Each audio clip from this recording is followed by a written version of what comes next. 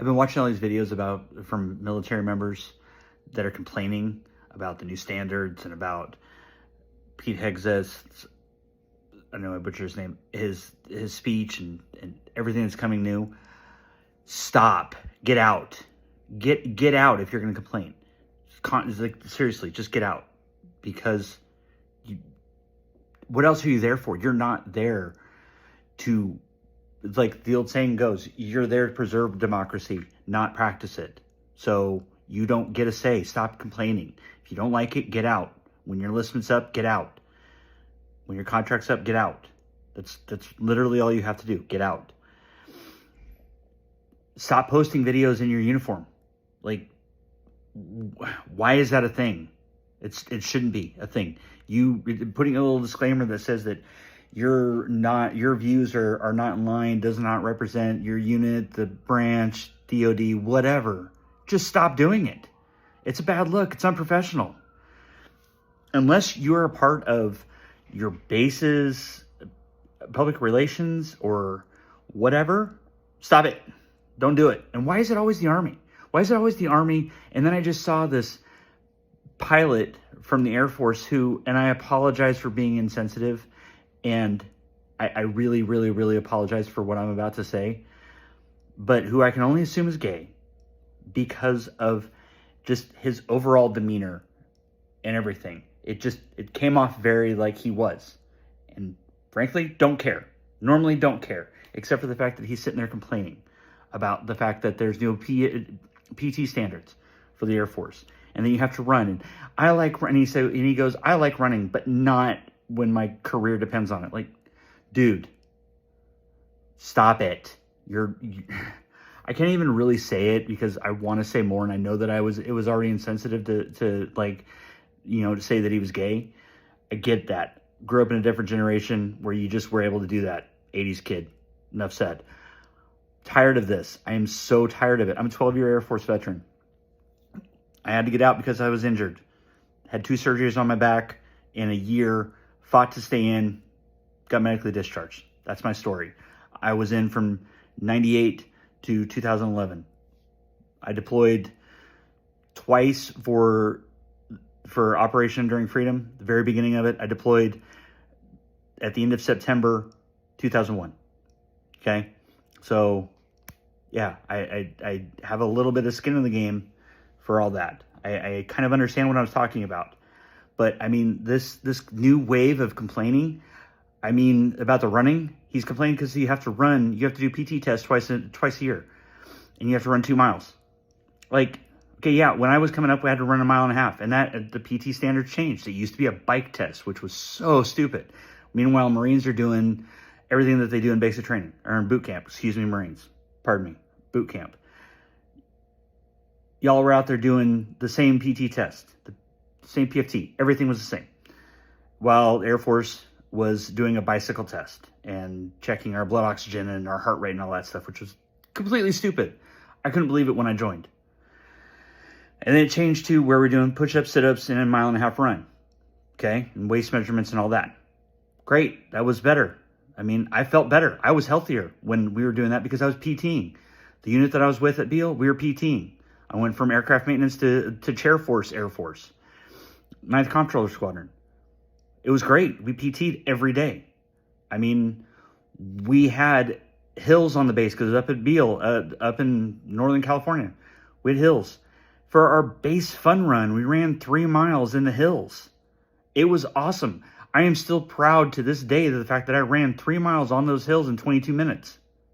I know it's not Olympic speed or anything like that, but I felt pretty damn good about it.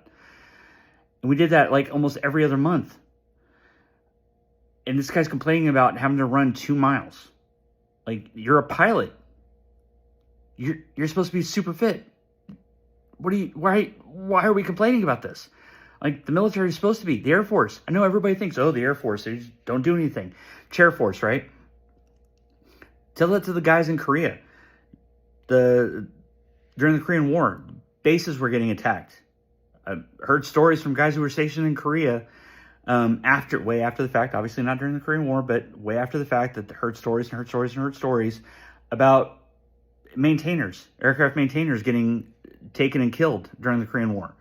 I heard that because of the fact that my first career field was aircraft maintenance. So yeah, they needed to be physically fit because they were in an active war zone. In Afghanistan, our C-130 crews, if a C-130 had to land outside the wire somewhere because of a mechanical problem, maintainers had to go out there, pull security while the career field that needed to fix the plane was fixing the plane. You had to be fit. You had to know what you're doing. You had to be capable. Same thing with Iraq. I mean, shoot, when I was at Beale, we were being trained by the SPs, security forces, to SP, Security Patrol, with security forces for everybody who doesn't know.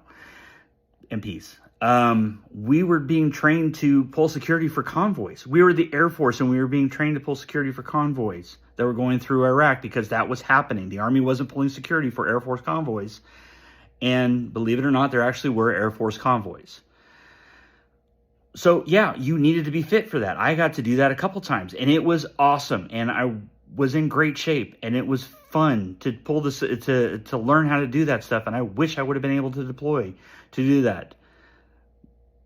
Glad I wasn't, but wish I was back then. So you never know when you're going to need to be doing physical labor, when you're going to need to be doing physical stuff. And it's just mind-numbingly stupid that all of these new military members, everybody except for the Marines, are complaining about this. I haven't really seen Navy. I've seen very few Air Force, mostly Army. But all of these new people, they're just complaining and bitching and whining about it. And it reminds me of something that after Iraq happened, when it started, I was at the 9th Comptroller Squadron, Beale Air Force Base, and all of the younger airmen, the E2s and E3, E2s and E3s, A1Cs, senior airmen, they were complaining because they were like, oh my God, I can't deploy. I'm going to college. I can't deploy because of this, blah, blah, blah, blah, blah. They didn't want to deploy. Whole purpose of being in the military is to defend your country. You signed a check. You signed a blank check. Basically, you're going to do what you're told. They were complaining, and I will never, ever, ever forget this. My first sergeant,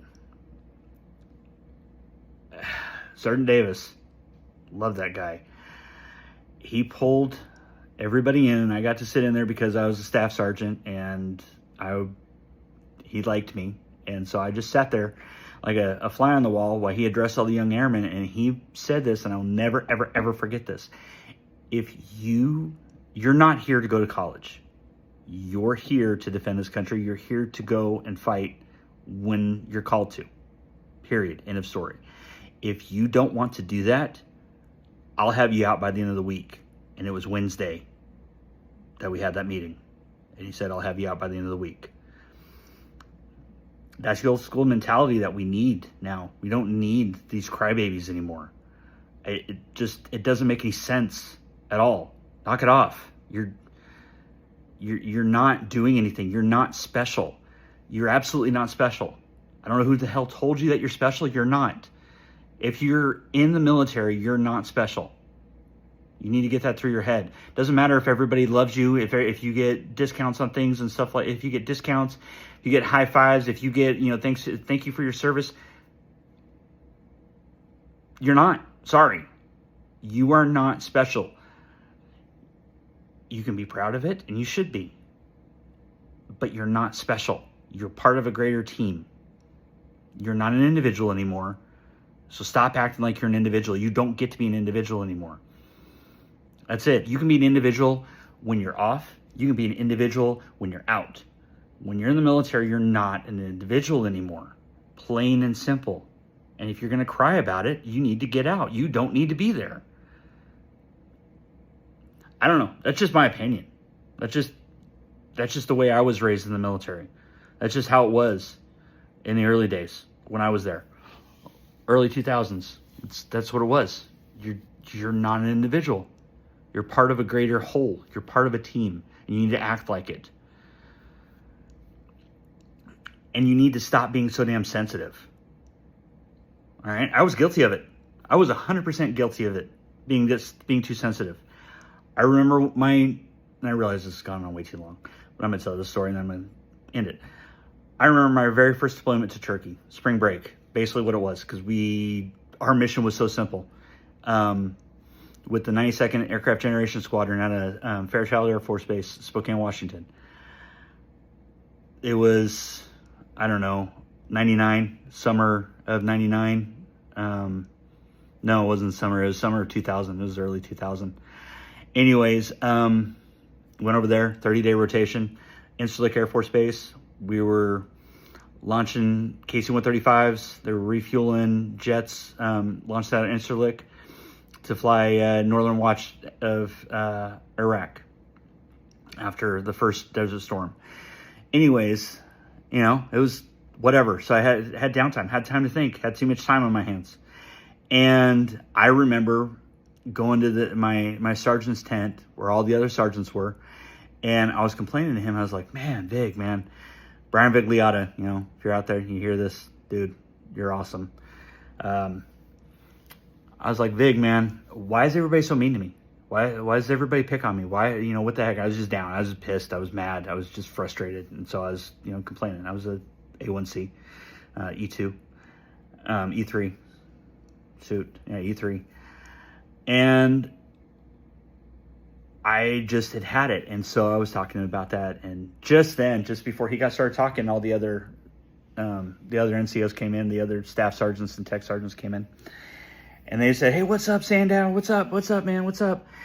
And, you know, and just then Vig started talking to me, and he's like, he told them what I said. And they're like, what? Dude, we mess with you because we like you. You're a little brother. Like, we love you. Like, we got your back.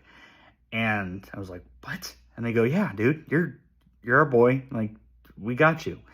And then Vig goes, dude, you know the people that we don't like, right? And I'm like, yeah.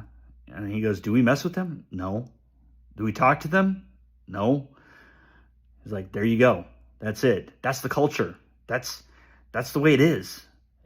I mean, if you don't get that, if you're not okay with that, you shouldn't be in the military. That's just the way it is. That's the culture. Those are the relationships that make you grow and that take you through the rest of your life and make you mature. So the culture's it's got to change.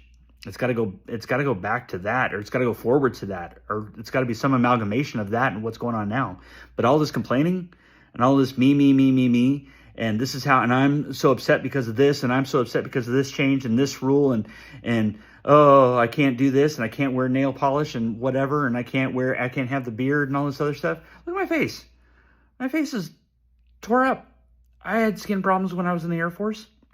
Hell, I needed a waiver to get in because of the acting. After I got in, I still shaved. I remember the first night of basic training. Get in the bathroom, shower and shave, right? And the TI said, don't bleed all over everything. I went in there and I cut my face up. It looked like this, just all over. Well, no shaving waiver for me. Nothing. If you have a medical issue and you don't get a waiver for it, you can't meet standards, bye-bye. That's just the way it is. That's the way it was for me. Had 2 back surgeries. Because I had surgery on my back, I couldn't stay in. I couldn't get back in. I tried. After I got out, after I separated, I tried to get back into the reserves. I tried to get in the California Air National Guard. I tried to get in the California Army Guard. I tried to get a waiver for it. Nothing. Couldn't do it. The will was there, but they wouldn't let me. So that's just the way it is. Oh well. So if I could get in right now, I would. Absolutely. 100%. If they'd let me, I would. Drop everything. I would. So there needs to be more pride. There needs to be a lot more pride, a lot less complaining. That's it. I'm done. End of rant.